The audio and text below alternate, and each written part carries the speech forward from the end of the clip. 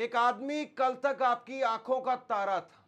एक आदमी जिसको आप प्रोग्रेसिव मुसलमान की उपाधि दे करके उसको राखियां बंधवा रहे थे। एक आदमी जिसको केबीसी में बुलाया जा रहा था, अमिताभ बच्चन जिसको अपने सामने बैठाते थे। एक आदमी जो लगातार कपिल शर्मा के शो में या अलग अलग बड़े बड़े पॉडकास्ट में नजर आता था और जिससे हर कोई टीआरपी वसूल रहे थे। लेकिन आज आप देखिए खान सर के साथ में किस तरीके से क्या कुछ किया जा रहा है।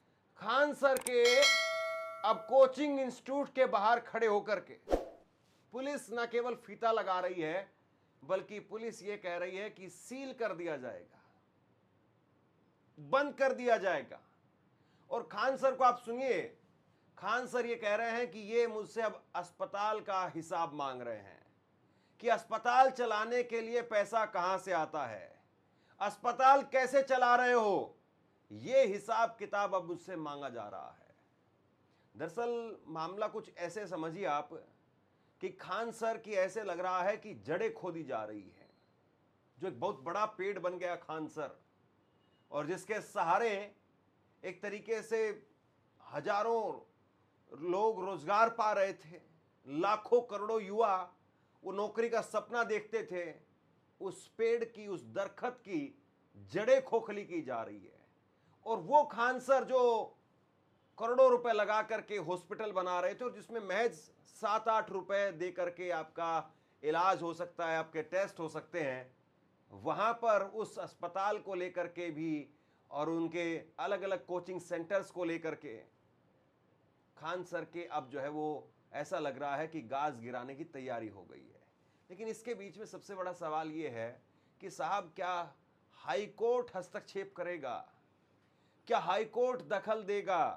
क्या हाई कोर्ट वो ये कहेगा कि भाई अगर आप खान सर को बंद कर रहे हैं तो आप बताइए कि बाकी बिहार के अंदर, पटना के अंदर सब कुछ ठीक है, बाहर आ गई है? ये तस्वीर देख लीजिए जरा, खान सर के कोचिंग इंस्टीट्यूट के बाहर जाकर के फायर सेफ्टी विभाग के लोग अब फीता लगा रहे हैं, वहां पर खड़े होकर के बाइट दे रहे हैं। अब पटना में कोई एक कॉलेज सेंटर तो है, कोचिंग सेंटर तो है नहीं। जहां पर खान सर का कोचिंग सेंटर है, बताया जाता है कि वहां पर कितने कोचिंग सेंटर है वहां रहने वाले लोगों को नहीं पता है। वहां रहने वाले लोग वो नहीं बता सकते हैं कि यहां उस सड़क के ऊपर कितने कोचिंग सेंटर चलते हैं। यही हाल है हर जगह का। आप दिल्ली में मुखर्जी नगर में चले जाइए, करोल बाग में चले जाइए, जहां पर पिछले साल पानी से डूब करके बहुत सारे लोग मर गए थे। लेकिन आप देखिए कि सारी कार्रवाई, सब कुछ जो चल रहा है खान सर के अब कोचिंग सेंटर्स को लेकर के। अब बिहार के अंदर फायर सेफ्टी विभाग के अधिकारी वो कह रहे हैं कि दिल्ली के अंदर आग लगी है। दिल्ली में साकेत में उस हॉस्पिटल में आग लगी जिसमें कई लोग मारे गए, दर्जनों लोग मारे गए, 8 लोग तो एक ही परिवार से थे। मुजफ्फरनगर के अंदर भी कांड हुआ है और इसीलिए हम होटल और कोचिंग इंस्टीट्यूट, हॉस्पिटल्स, इनकी जांच कर रहे हैं। मतलब कमाल है साहब। आप कह रहे हैं कि सारे होटल, हॉस्पिटल्स और कोचिंग इंस्टीट्यूट, इनकी जांच हो रही है और बाइट दी जाएगी खान सर के बाहर खड़े होकर के। इसको क्या कहते हैं पता है आपको? इसको कहते हैं दबदबा दिखाना। मतलब आप किसी और कोचिंग इंस्टीट्यूट के बाहर भी खड़े होकर के बात कर सकते थे, वहां पर भी जाकर के आप फीता लगा सकते थे, लेकिन आप देखिए कि किस तरीके से हो रहा है। और ये यही नहीं रुकने वाला है, पिक्चर अभी बाकी है। खान सर क्या कह रहे हैं और कैसे भावुक हो गए खान सर। वो कह रहे हैं कि मेरा एक पॉडकास्ट हुआ, हॉस्पिटल को लेकर के पॉडकास्ट हुआ था, और आपने भी देखा होगा सोशल मीडिया पर वो काफी पॉपुलर भी हुआ था। राज समानी इंडिया के नंबर 1 पॉडकास्टर्स में गिने जाते हैं, और उन्होंने कहा था कि इस वीडियो से जितना भी पैसा आएगा वो सारा पैसा, और उसके साथ साथ जो लोग भी कंट्रीब्यूट करेंगे, डोनेशन देंगे, वो सारा पैसा मैं आपके हॉस्पिटल के लिए दूंगा। लेकिन खान सर ने कहा कि मुझे आपका पैसा नहीं चाहिए, आप जब भी जरूरत होगी तो आप अपना पैसा जो है वो मुंबई के अंदर या कहीं पर कोई काम होगा तो हम वहां पर जो है वो आपका पैसा लगवा देंगे। ये खान सर की आप वीडियो देखिए। मैं आपको आगे खान सर ने क्या कहा है मैं आपको सुनाने वाला हूं। और उन्होंने बड़े भावुक अंदाज में कहा कि मेरे पिताजी ने कहा कि अच्छा हुआ तेरे साथ में ये हो गया। और क्यों आखिरकार पिता ने यह बात कही कि अच्छा हुआ तेरे साथ ये हो गया, और खान सर क्या बोले कुछ देर में मैं आपको दिखाने वाला हूं। लेकिन उससे पहले जरा पुलिस के अधिकारियों को आप सुनिए। पुलिस के अधिकारी खान सर के कोचिंग इंस्टीट्यूट के बाहर खड़े होकर के कह रहे हैं सख्ती से कार्रवाई होगी साहब। और जब इस तरह की भाषा अगर पुलिस अपनाती है तो इसका मतलब क्या है, और अल्टीमेटम देकर के जा रहे हैं, इसका मतलब क्या है? बुरी खबर कभी भी आ सकती है खान सर के लिए। लेकिन क्या वाकई खान सर का कोचिंग इंस्टीट्यूट, अस्पताल वो बंद हो जाएगा? बहुत बड़ा सवाल है। आज खान ग्लोबल स्टडी सेंटर का अग्निशमन विभाग की तरफ से फायर ऑडिट किया गया। फायर ऑडिट के क्रम में उसमें जो कमियां पाई गई उसके लिए उनको आज नोटिस दिया जाएगा और उनको बहुत कम समय में इनको 1 सप्ताह के अंदर इनको सारा फुलफिल जो भी सिस्टम जो भी कमियां पाई गई है इनको 1 सप्ताह के अंदर सारा सिस्टम उनको लगाना होगा।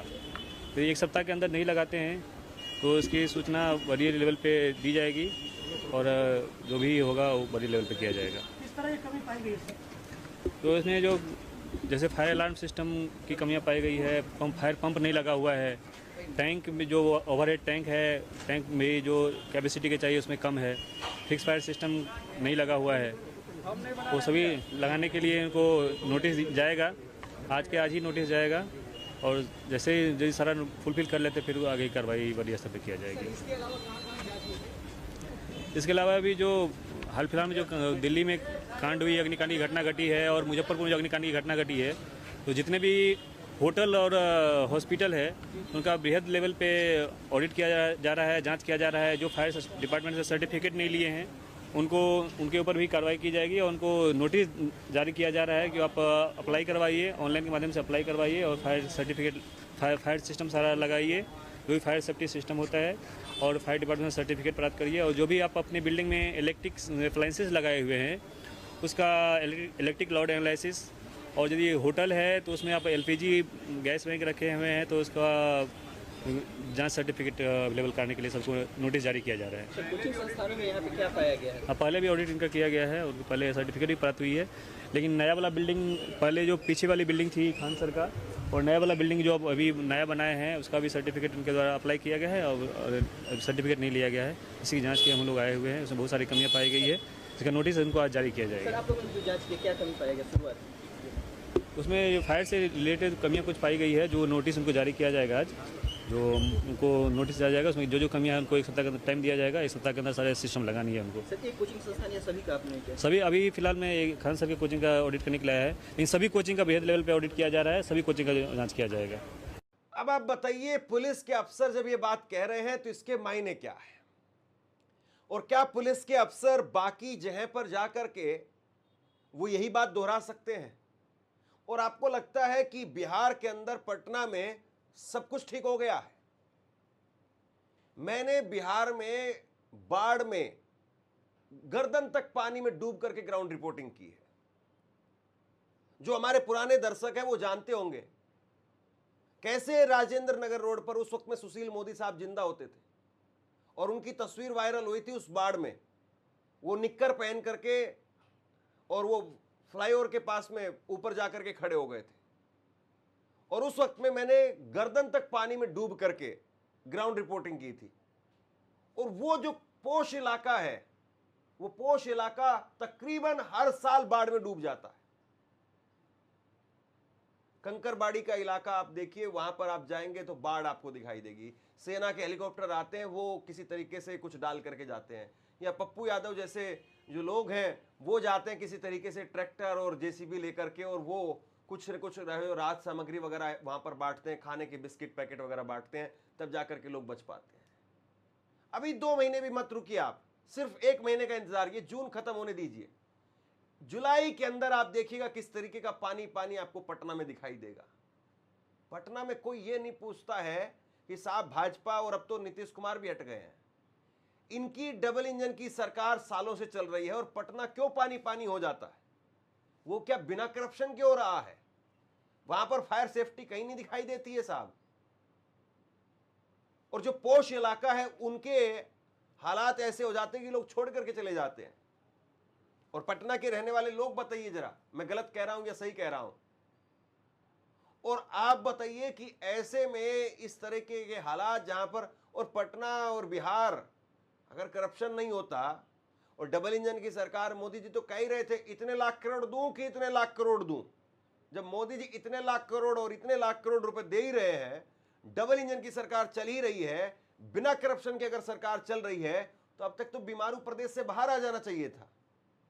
लेकिन उस पटना में अगर कोई बैठ करके काम कर रहा है, चुभने लगता है साहब। उसमें अगर देखिए जरा, ये खान सर का हॉस्पिटल देखिए आप, और ये खान सर का जो हॉस्पिटल है, इसमें 7 रुपए में ब्लड टेस्ट होता है, 25 रुपए में ईसीजी होता है। कई और बहुत सारी जांच है जिसके लिए पैसा नहीं लगता या बहुत कम पैसा है। ओपीडी जो है वो बहुत सस्ती दर पर है, डायलिसिस जो है वो उसकी सुविधा है वहां पर। एक बड़ा हॉस्पिटल खान सर खोल रहे हैं और उसके अंदर 16 करोड़ रुपए तकरीबन जो उसकी लागत बताई जा रही है कि 16 करोड़ रुपए की लागत से वो ये अस्पताल खड़ा कर रहे हैं। और अपनी मां के सपने को साकार करने के लिए उन्होंने ये हॉस्पिटल बनवा रहे हैं जिसमें गरीब और जरूरतमंद को सस्ता, सुलभ और बेहतर जो है वो इलाज मिल सके, इसके लिए वो काम कर रहे हैं। तो एक ऐसा हॉस्पिटल वो तैयार कर रहे हैं, और जिसके लिए खान सर चाहे तो चंदा अगर लेने लगे और अगर वो बोले कि साहब चंदा दीजिए, अगर मान लीजिए कि 100 रुपए भी अगर आदमी देगा, तो खान सर जो है वो 2 करोड़ रुपए तो 2 घंटे के अंदर अंदर इकट्ठा करके अंजना ओम कश्यप को पकड़ा देंगे कि ये लीजिए मैडम, हमसे गलती हो गई, माई बाप माफ करिए और हमको थोड़ा काम कर लेने दीजिए। ये मतलब कमाल है साहब। आपको पता है किस तरीके से सारा मैटर कहां से शुरू हुआ और उसके बाद में कहां से तेजी पकड़ी। वरना खान सर तो बहुत बड़ा नाम रहे साहब, भाजपा के लोग जो उनके साथ जाते रहे, और यही खान सर को लेकर के लोग थर्राते रहे कि नहीं भाई बहुत बड़ी भीड़ इसके साथ में है, खान सर के ऊपर हाथ डालना ठीक नहीं है। लेकिन देखिए अब चुनाव जीत गए हैं, मोजा ही मोजा, और अब तो 2029 में बात होगी, तब तक तो पानी बहुत बह चुका होगा। खान सर क्या कह रहे हैं जरा सुनिए। उन्होंने कहा कि मेरे पिताजी ने कहा कि जो तुम्हारे साथ हुआ वो ठीक हुआ, और ये हो गया, इसका मतलब ये है कि साहब तुम्हारा ऑडिट हो गया है, तुम्हारे अंदर कुछ कमी नहीं है। अगर कुछ कमी होती तो ये टांग करके ले जाते, घसीट करके ले जाते। तो खान सर के पिताजी कह रहे हैं कि जो हुआ वो अच्छा हुआ। सुनिए जरा एक बार। हद तो तब हो गई नीचता की जब एक पत्रकार कह रहा है कि अस्पताल खोलने के लिए पैसा कहां से आता है। हाँ, हम कभी पैसा नहीं लेते हैं। आपको जानकर ताज्जुब होगा कि राज समानी जी हैं, उनके चैनल पे बहुत सारे लोगों ने पैसे दिए और वो बहुत अच्छे इंसान हैं। उन्होंने कहा कि सर ये पैसे हम आपको भेज देते हैं। हम कहे ना भैया, ये पैसे हमें आप नहीं भेजिए, अब ये अपने पास रखिए। मुंबई में अगर कोई जरूरतमंद होगा उसके लिए वहां कुछ कर दिया जाएगा। बहुत धन्यवाद आपका, आपने सहयोग किया। यहाँ पर हम नहीं लिए उनसे, हमने, और हालांकि बहुत अच्छे इंसान है। उन्होंने कहा कि सर आप इससे कॉपरेट कीजिए, ये करिए, यहाँ पे हम नहीं लिए। हाँ अच्छा, ये बोल रहा था लोग कि कपिल शर्मा हम पैसा देके गए थे, हम पैसा देके गए थे। कौन बनेगा करोड़पति में भी जा तरीका, हम पैसा देके गए थे। बुलाया जाता है मेहमान की तरह। एक बात का गुस्सा ये भी है कि आप लोग का पेपर लीक वगैरह में हम बड़ा एक्टिवली रहते थे, तो एक रहेगा ना मीडिया का प्रेशर। तो एक हिस्सा है, सारे लोग नहीं, एक हिस्सा है जो इस चीज को, अपना चैनल है कुछ भी लिख दो यार। अब हमको कौन जरूरत है पब्लिसिटी कैला बिना यार, हम तो ऐसे परेशान रहते हैं। अब हम सोचते हैं तनी शांति से अकेले में रहे। न्यूज पे चल रहा, हम अंडरग्राउंड हो गए। हम तो मुसल्लापुर में हैं। हम देखो कुछ लोग हैं इसी बहाने, लेकिन एक चीज पिता होते हैं। पिताजी ने बोला कि बेटा जिस तरह से लोग तुम्हारे खिलाफ साजिश रच रहे हैं, यदि तुम जीवन में कुछ गलती किए रहते तो ये लोग आज टांग देते। तुम्हारा इसी बहाने ऑडिट भी हो गया, तुमने कोई गलत काम नहीं किया है, नहीं तो आज तो तुमको ये लोग किसी काम का नहीं छोड़ते। अपराध बस ये है कि हमने एक मरते इंसान को बचाने के लिए, हमारे गार्ड ने सेल्फ डिफेंस के लिए फायरिंग किया, उसे मरते नहीं छोड़ दिया। जैसे लोगों ने झांसी की रानी को अकेला छोड़ दिया था, जैसे भगत सिंह को फांसी पे लटकने के लिए छोड़ दिया गया था, खुदीराम बोस को मरते छोड़ दिया गया था, वैसे हमारे गार्ड ने जो एजेंसी हायर किया गया है वो एक बच्चे को मरते नहीं छोड़ा था। अगर किसी ने भी गलती की है, या अगर कहीं पर सरकार को, शासन को, प्रशासन को लगता है कि यहां चूक हो रही है, यहां कोई हादसा हो सकता है, जाहिर सी बात है वहां पर एक्शन होना चाहिए। जान से बढ़कर के कोई खान सर भी नहीं है। कल को अगर वहां पर बच्चे मर जाएंगे या कुछ और बड़ा हादसा हो जाए तो जाहिर सी बात है उससे बड़ी बुरी बात और कुछ नहीं होगी। लेकिन, और ये बहुत बड़े वाला लेकिन, आप कार्रवाई सिर्फ एक आदमी पर करेंगे। आपको एक आदमी दिखाई दे रहा है वो भीड़ में से, और बाकी लोग तो अडानी वाला जो है वो कैंपस लेकर के बैठे हैं क्या? बाकी लोग बड़े आराम से रह रहे हैं। मतलब एक खान सर है जिनके पास में इतना पैसा है और ये सारी चीजें हैं, और वो ढंग से जो है वो अपने इंस्टीट्यूट को नहीं चला पा रहे हैं, और बाकी लोग जो जाहिर सी बात है शुरुआत कर रहे होंगे अभी अपने इंस्टीट्यूट्स की, वो बहुत अच्छे से चला रहे हैं साहब। अरे वहां वो एक तरीके से उगाई मंडी बन चुका है, बहुत सारे लोग कहते हैं इस बात को। वहां फायर सेफ्टी वाले, निगम वाले, ये सब आकर के किस तरीके से उगाई करते हैं, और वो बंद हो जाए तो न केवल बिहार के रोजगार पर संकट खड़ा हो जाएगा, बल्कि उसके साथ साथ ये जो जेब गर्म होती है वो भी वो हो जाएगी। लेकिन साहब अब ऊपर से है तो ऊपर का आदेश तो ऊपर वालों को तो मानना पड़ेगा। आप देखिए कि एक तो कहा जाता है कि बिहार से इतने लोग बाहर क्यों चले जाते हैं, बिहार में तो इतने आईएएस है, इतने आईपीएस है, फिर बिहार गरीब क्यों है, ये सारी बातें कही जाती, लेकिन कोई इस बात को नहीं देख रहा है कि जो आदमी काम कर रहा है उसके साथ में आप कैसे उसका काम तमाम कर रहे हैं। और मैं फिर कहूंगा कि खान सर को लेकर के आपकी आपत्ति हो सकती है। खान सर कोई भगवान नहीं है, खुदा नहीं है वो कि उनके ऊपर सवाल ना हो। खूब सवाल होंगे उनके ऊपर, खूब उनके ऊपर कार्रवाई होनी चाहिए, लेकिन एक तरफा और अकेले उन्हीं पर क्यों? सवाल इस बात का है। शेयर कीजिए इस खबर को।